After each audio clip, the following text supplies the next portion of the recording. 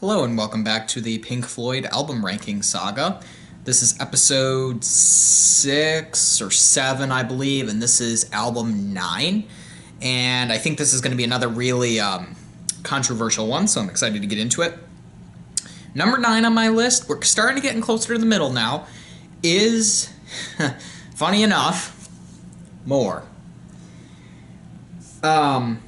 And I think I've got some explaining to do considering I put this above Dark Side of the Moon. So, let's talk about it. So, More is the third album, came out in 1969, little mid-1969, before Ummagumma. Real early Pink Floyd, really early.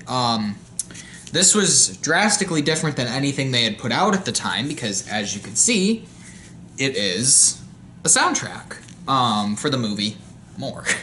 What an appropriate name for the album. And on the back, you have some scenes from the movie. The cover features a scene from the movie. I mean, how could you not like that cover? That is an awesome cover.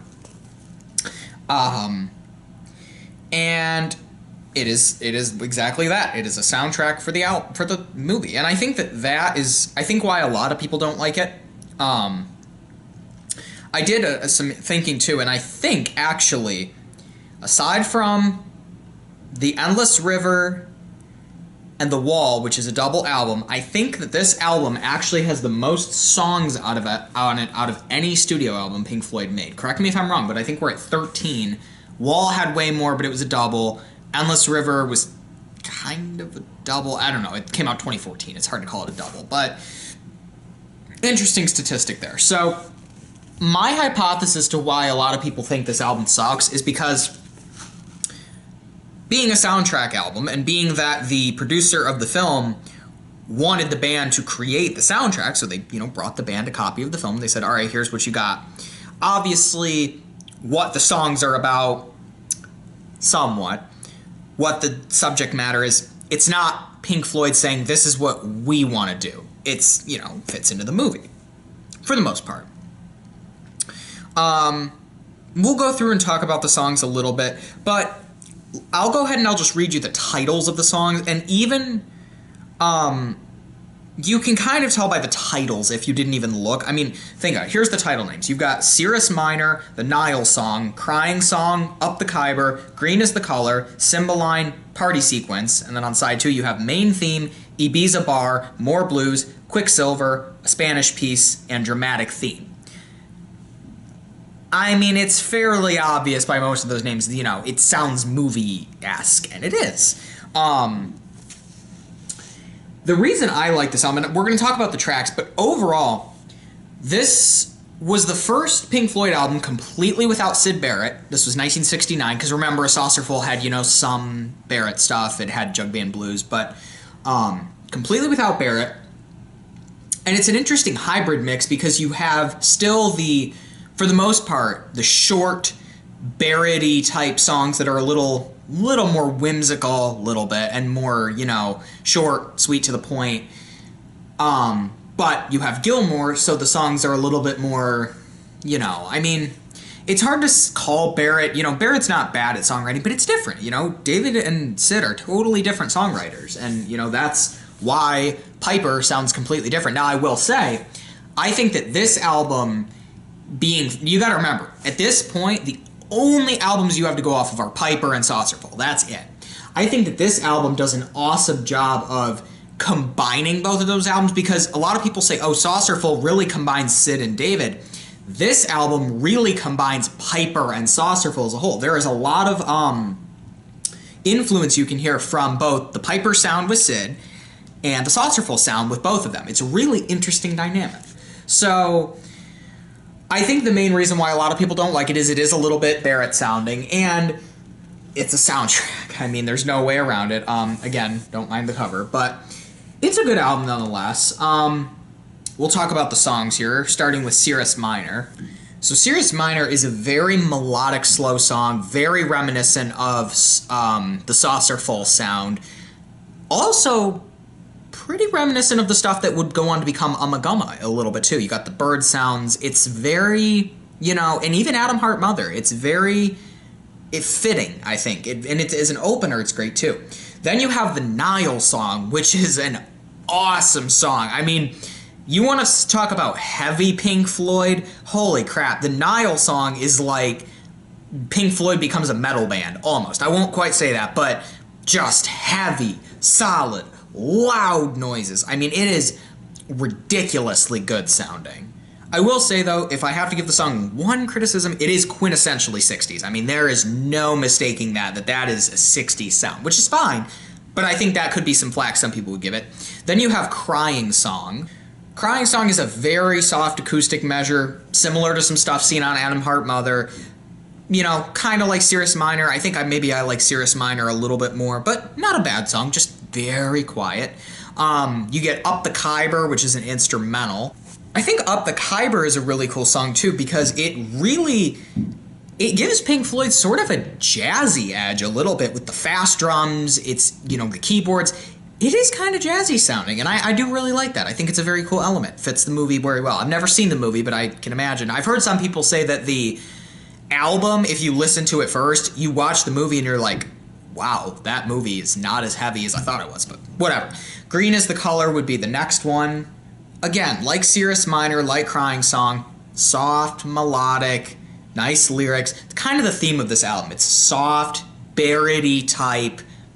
Well, slightly, because we're not using, you know, you don't have like the Scarecrow with the random noises, but, you know, quieter-ish songs. Getting close to the end of that one, you have Cymbeline, which was actually a live favorite. I think that and the Nile song were both, and Green is the Color were all pretty live favorites early in the beginning. Cymbeline is a great song. I think, again, the Atom Heart Mother influences and the Ummagumma a little bit too. You really can hear it in this album. And if you listen to this album first, you listen to Ummagumma, you're like, I heard it and more. I heard the sound. Finishing off side one, we have Party Sequence. Honestly, it's a minute long, and it's kind of just more funny. It's very, honestly, you want a good description of Party Sequence? It sounds like something Nintendo would use, which is not a bad thing, but it does have that sort of video gamey, whimsical feel with the drums and the flute almost. It's an interesting one. It's a good way to finish up the side. Then you go to Main Theme. Similar in a way to Up the Khyber. It's a little faster, a little more jazzy. I think Main Theme is a little bit of a cooler song than Up the Khyber, but both are cool songs. Very, you know, kind of more fast, but not, you know, not the Nile song. It's not heavy, but it's got a good sound. Ibiza Bar. Funny we talk about the Nile song being heavy. Ibiza Bar complements the Nile song very well because it's also very heavy. I don't know if it's quite as heavy as the Nile song, but it's good. I mean, it very much...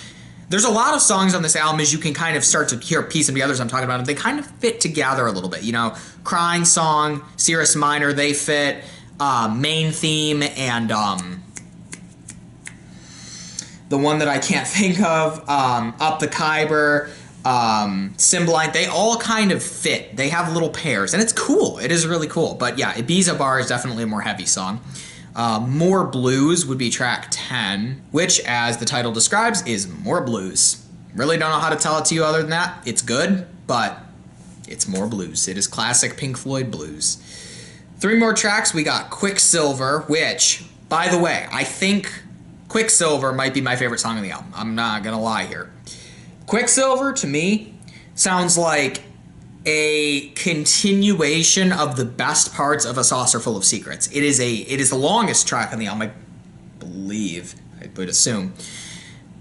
Awesome song. It is noise. I mean, let's be honest, it is just noise. But, man, it is beautiful sounding. It's a little bit creepy in a way, too. I mean, you got 7 minutes of just noise. It is cool, maybe a little creepy, but I love it. I absolutely love it, hands down. I think it's an awesome way to follow up A Saucer Full of Secrets, for that matter. A Spanish Piece is next, which, as the name implies, also about a minute long, and it is rather Spanish sounding, rather Mexican sounding. Something you would hear in Mexico. A little more, not mariachi, but more, go listen to it. I don't know how to explain it. Okay. And lastly, we have Dramatic Theme. I don't know why, but Dramatic Theme to me sounds like something that should be on A Saucer Full of Secrets. I don't know why, but it does. So, okay.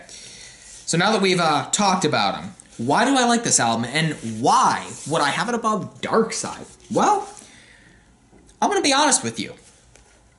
if I had one criticism for this album, and I think this is a valid criticism, it really lacks an identity. And not that the album lacks an identity, I think the album as a package is cool sounding. Again, I talked about that hybrid of Saucerful and Piper. But the songs, I feel like this whole sound could have been done in 7 songs and it would have been fine. There's a lot of stuff, like I talked about before, that kind of just sounds great, but you hear it once and you're like, oh, nice. And then you hear it again and you're like, this sounds really kind of like that other track. Not a bad thing, but I guess in a way, there's just, I guess, some filler is the best way to put it. But not a bad album. Now, I wouldn't put it any higher because I think there are albums that are better than this. But I do love the sound. It is a cool, cool sound. That, again, that hybrid theory, sort of. I don't have a lot to say about this album other than that it's, you know, it's a hybrid theory. And it sounds cool. Honestly, it just sounds cool. And the cover's cool. I know that there were some other covers. I know some of them had this writing down here in black, maybe some later ones. And I know some of them didn't even have any writing at all, which may just be the reissue. But, you know, it's a cool album. Yes, it's a soundtrack, blah, blah, blah, blah, blah. But for what it's worth, for the songs, for the package deal, it's pretty solid. And I would listen to this above Dark Side, I think. I think that I would rather listen to this than Dark Side, which I think as we start to reveal the top more albums, it's going to be pretty clear why I've been putting some of these albums higher than others. But yeah, I think that will wrap it up here for more. Number 9, getting closer to the middle.